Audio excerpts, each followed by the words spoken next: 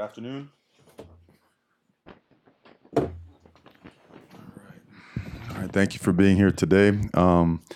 First and foremost, want to thank all our fans that made the trip out there in support of our football program. It was awesome coming out of the tunnel and seeing everybody out there. They certainly provided us with plenty of inspiration, and certainly we didn't come out with the outcome that we wanted. We certainly wanted to win the football game, and at the same time, well, we were able to see a lot of the things that we worked on in the course of the offseason were on display. We were able to show our physicality, our improved ability to make plays in certain situations. But all in all, we did not get the result we wanted. Some good things to build upon, and our players feel that way. They feel strongly we could have a real good football team with all our goals still sitting in front of us. So certainly looking forward to the opportunity to get back to Autzen Stadium in front of our fans, our home crowd, and get back to playing this Saturday. And on the injury front, a couple guys I think you guys noticed in the game. Jawan had a late tweak in the week. We thought he would get a little bit better by game time. Obviously, he did not. That's why he did not play. And he's still listed on the depth chart, so hopefully he heals up by the time the game rolls around. We'll see. It'll be a day-to-day thing. Adrian Jackson also suffered an injury late in the week. He's a little bit more serious. He has a foot injury, and he will be missing the entire season. So aside from that, Cam is not ready yet. He'll be day-to-day. You still know about the same guys. You know about Micah Pittman, about Brendan Schooler and whatnot. And I think that summarizes the injured guys right there. With that being said, open to questions. All right, there, Ryan. Mario, after having some time to dissect the Auburn game, do you feel like it was one you kind of gave away, or do you feel like Auburn made adjustments and they kind of took it from you? I think when both teams play that hard, you have to give credit to the other team. I think it's an insult to football when you just say you kind of gave something away. You know, we played hard, and for a good chunk of that game, we had our opportunities to close it out. But when you don't, you just look yourself in the mirror and you take it as a team, as coaches and as players. And that's what our team has done. There is no finger pointing. I think we felt that as the game started rolling, that we're prepared, that we're making the right plays, making the right decisions, and certainly doing a lot of good stuff. We didn't finish the game. On the left, Eric. New depth chart has Spencer Webb and Dawood Davis, both at wide receiver. Dawood's also at defensive back. Kind of talk about the decision, and is Dawood going to be kind of juggling time between both sides of the ball? You know, Dawood has been a very unselfish player. He will spend his time right now solely at wide receiver due to the amount of guys we have out. Because JR is done for the year. Micah won't be back till whenever they deem he is ready to play again. Same thing with Schooler, but we have a good amount of injuries, so he's going to spend time at wide. Spencer Webb, you saw he did get some playing time at wide receiver, made the most of his opportunity, so we'll expand his role. All right, Julian. Coach, what are some of the things you do in practice to kind of address maybe some of the missed red zone opportunities? Anything specific or? Well, we felt we had a good plan down there. I think some of the things that we didn't execute on, we just got to do a better job coaching the fundamentals and routine plays that we're capable of doing. But again, we're not pointing fingers at anyone, any player or whatnot when we don't make it happen, and when we don't capitalize on an opportunity like that against a good football team, you're going to feel the consequences, and we felt that when we didn't capitalize. Right front, Ryan. Mario, back on Spencer Webb, obviously there was a lot of talk in camp about the depth at the top of the depth chart and obviously Patrick Herbert. But there wasn't a lot of talk about Spencer. When did you realize that, he was ready to use that body he has in a big game situation like that? Well, he played a lot of wide receiver, or I would say a lot of detached tight end, formational stuff in high school. So he's very natural out in space. And when the opportunity arose with all the injuries that transpired, we felt, let's give this thing a look, as well as Patrick Herbert. Patrick Herbert's another guy. These are two big bodies that are athletic, very natural route runners, catch the ball really well. So both those guys will continue to grow in these particular situations and positions to see if they could help us out more. James, from middle. Mario, to go to the sheet you've referenced regarding time and time management and whatnot, it certainly has been quite scrutinized. Can you delve into a little bit of where the origins of it came from?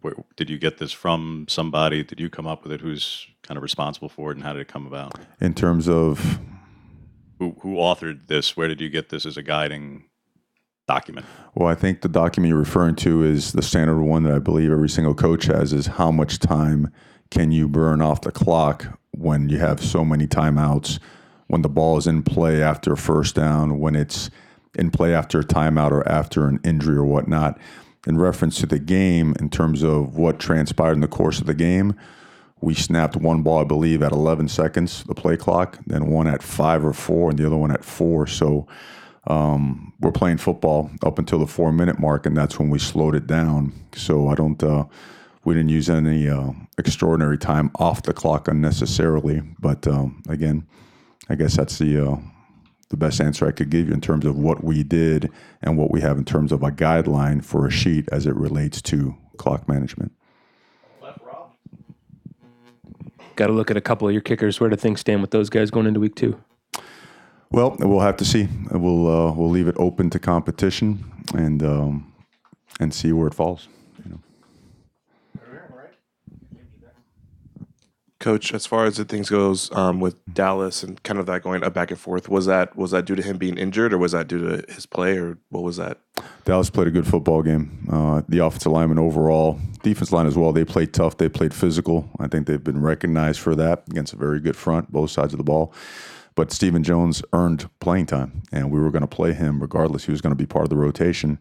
And I'm proud of the way both those guys played and the guys in general. No, James. It's a natural follow-up on Steven. With him ahead of both Forsyth and Salah, who was back up on paper.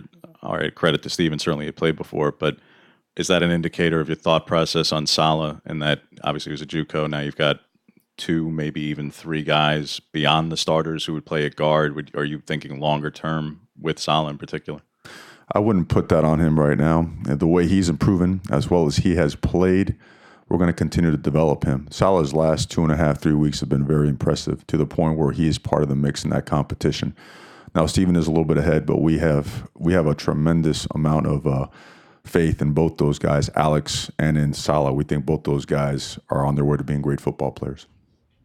On the left, Eric.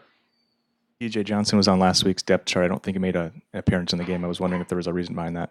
No, there was none. We need to play him more. He had a really good couple of weeks leading into the game, and we got to get him on the field. He's a good football player. He's done the right thing, so he'll see more playing time. Right here on the right. Coach, as far as going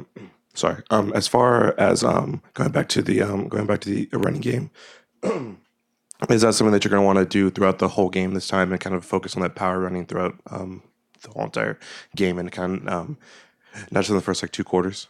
Well, we were running the ball pretty effectively in the first half, and in the second half, we actually have 16 called runs. Now, because of what Auburn does, they play a lot of the post safety, a lot of the man-free defense. They like to outnumber you in the box. And because we have a good quarterback, a lot of the stuff have routes attached to them. The RPO game, right, or trouble attachments. So what happens is on those 16 called runs, 11 of them, I believe, 10 or 11 of them had RPO attachments to them, with 9 of them being spit out there, being thrown. So it kind of skews your numbers. You end up running the ball 7 times on 16 called runs due to what the defense was showing. Now, 2 things there. Number one, of course, you want to run the ball as much as you can. At the same time, you have a quarterback that's one of the better players in college football. You want him to be aggressive. If he sees a leverage throw, if he sees a matchup, you want him to take it. So I think it skewed the numbers a little bit. But if you keep moving the chains, it all balances out. We have to do just a better job moving the chains. We had our opportunities. We didn't come up. We came up a little bit short on some of them, and certainly had chances to do some things to put ourselves in a good situation in the game. On the left, Rob. I think you played 8 freshmen. Just thoughts on how those guys handled themselves. Anybody jump out to you in particular as you were reviewing the game? They all did. They all did a really, really good job. Mace Funa, Kayvon showed a lot of really just impressive play. I could go on and on about those guys, but I think we'll play even more. A couple more guys deserve to play. A lot of guys played on special teams as well. Certainly happy with their progress. Brian.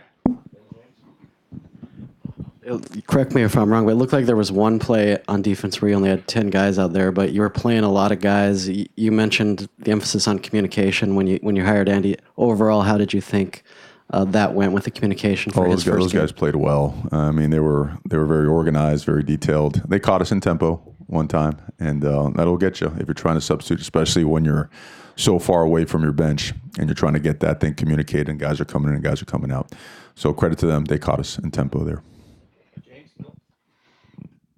As you revisit the timeouts as well, Mario, and I mean all of them, from the first play to the one before, what was the first one of the second half? A decision to make, certainly, but ultimately you chose to do it before trying to step back 5 yards. It might have made a difference on Blake's punt that did go into the end zone. And then obviously the two back-to-back. Would you want any of those back? I would think any of them throughout the game. Well, you want to save your timeouts if you can, but if you're not comfortable with something, I'm not going to hesitate to use them.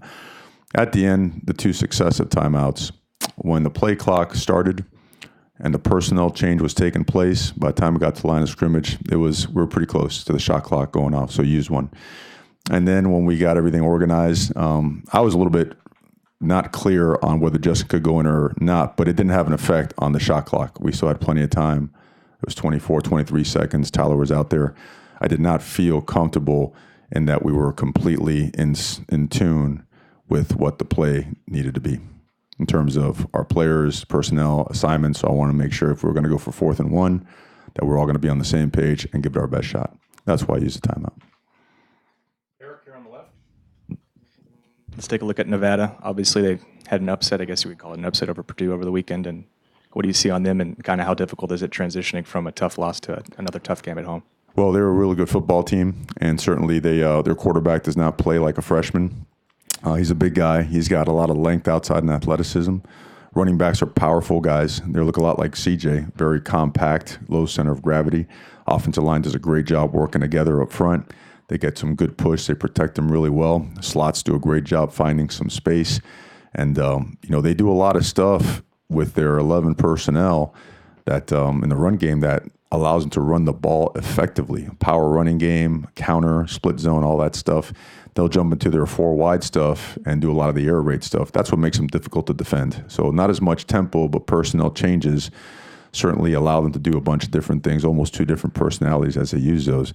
And then defensively, they're very different than what we're used to facing, more of a 3-down stacked linebacker alignment and configuration with multiple coverages, very aggressive safeties. Certainly, they've created a lot of turnovers and put themselves in positions to win, a good amount of football games the last couple of years. But they play fast. That's what really sticks out. They're fast. They're physical. They know exactly what they're doing.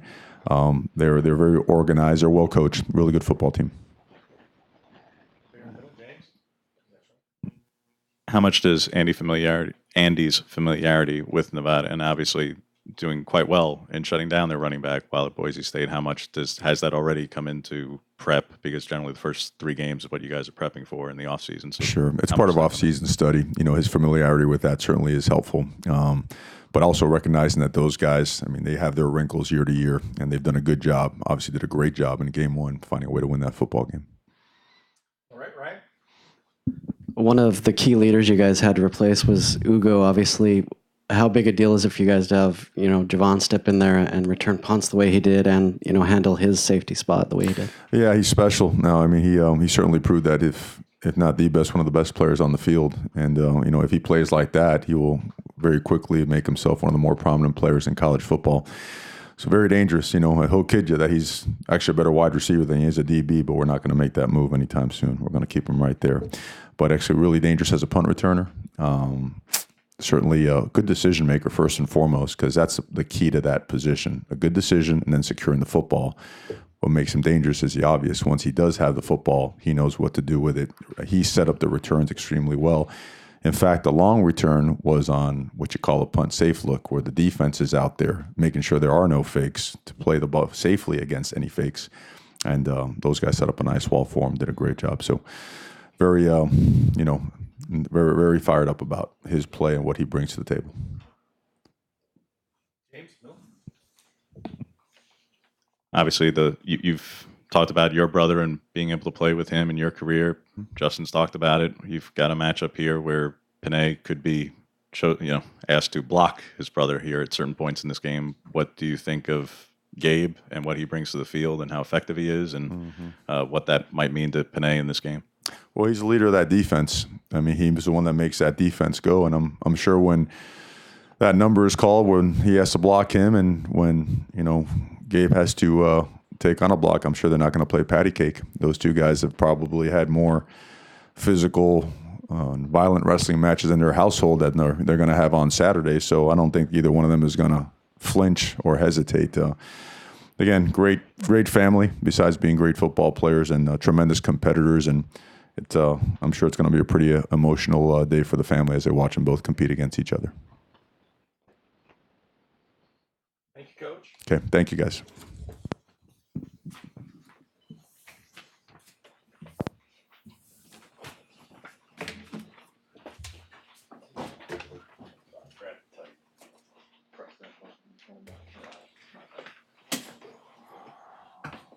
Thank you.